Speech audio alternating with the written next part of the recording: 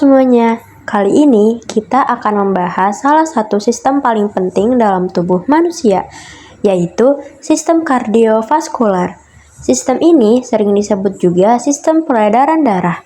Mari kita pahami bagaimana sistem ini bekerja menjaga kehidupan kita. Teman-teman, tahu nggak sih apa sistem kardiovaskular itu? Jadi, sistem kardiovaskular adalah jaringan transportasi dalam tubuh yang tugas utamanya adalah mengalirkan darah, oksigen, dan nutrisi ke seluruh sel, serta membawa sisa metabolisme seperti karbon dioksida untuk dikeluarkan. Sistem ini terdiri dari 3 komponen utama, yaitu jantung, pembuluh darah, dan darah itu sendiri. Jantung adalah organ berotot sebesar kepalan tangan pemiliknya yang terletak di rongga dada. Ia bekerja seperti pompa, memompa darah tanpa henti.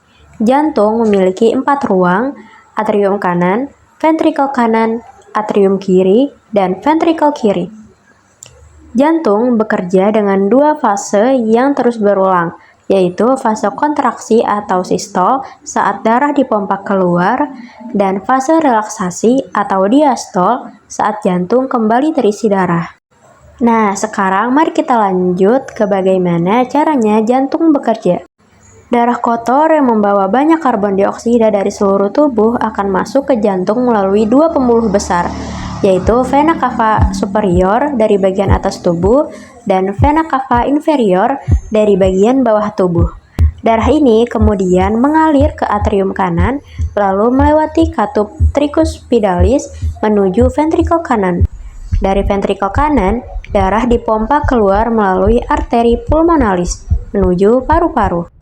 Nah, katup tricuspidalis yang tadi dilewati darah berfungsi sebagai pintu satu arah. Katup ini terbuka saat darah masuk ke ventrikel kanan, lalu menutup rapat ketika ventrikel berkontraksi agar darah tidak kembali ke atrium kanan. Begitu pula katup pulmonalis yang berada di antara ventrikel kanan dan arteri pulmonalis. Katup ini hanya membuka ketika darah dipompa ke paru-paru, lalu menutup kembali agar aliran darah tidak berbalik arah. Di paru-paru, darah mengalami pertukaran gas, yaitu melepaskan karbon dioksida dan mengambil oksigen, sehingga berubah menjadi darah bersih. Setelah itu, darah bersih kembali ke jantung melalui vena pulmonalis dan masuk ke atrium kiri. Dari atrium kiri, darah melewati katup bicuspidalis menuju ventrikel kiri. Katup bicuspidalis ini juga bekerja sama seperti katup tricuspidalis, menjaga agar darah hanya mengalir maju dari atrium ke ventrikel. Kemudian, saat ventrikel kiri yang ototnya paling kuat memompa darah ke seluruh tubuh, darah akan melewati katup aorta. Darah ini keluar melalui pembuluh darah terbesar yaitu aorta. Dengan demikian, sistem peredaran darah terus berputar tanpa henti untuk menjaga tubuh tetap hidup dan berenergi. Untuk mengalirkan darah, tubuh memiliki pembuluh darah yaitu seperti arteri yang membawa darah kaya oksigen dari jantung ke seluruh tubuh, lalu ada vena yang membawa darah kotor kembali ke jantung, dan ada kapiler, pembuluh darah paling kecil tempat pertukaran oksigen dan nutrisi dengan sel tubuh. Darah bukan hanya cairan merah, ia terdiri dari sel darah merah yang membawa oksigen, sel darah putih yang melawan infeksi, trombosit yang membantu pembekuan darah saat luka, dan plasma darah, cairan kuning pucat yang mengangkut nutrisi, hormon, dan limbah.